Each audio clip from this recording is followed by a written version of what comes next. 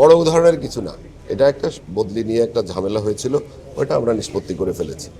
আমরা বসে এগুলো মীমাংসা করে ফেলেছি এবং আরও আমরা কথা বলবো।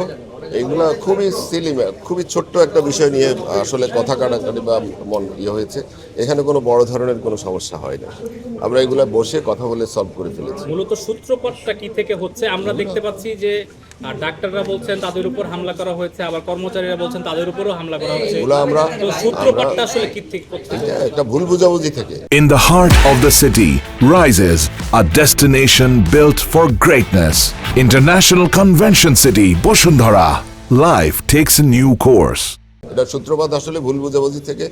আমাদের স্বাস্থ্য বিভাগের আমাদের ডাক্তার সাহেবরা প্লাস কর্মচারীরা একটু ভুল বুঝাবুঝি থেকে একটা ঘটনা ঘটেছে।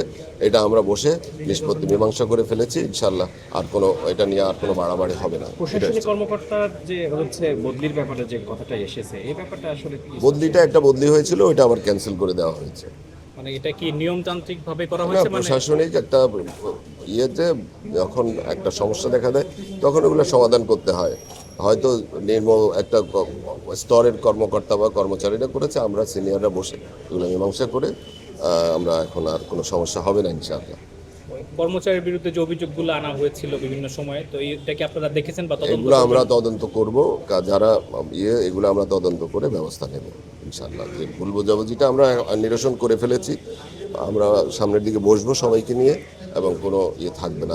আমরা যতটুকু পেরেছি আমরা আমাদের সহকর্মীদের সাথে মীমাংসা করে ফেলেছি সব কিছু।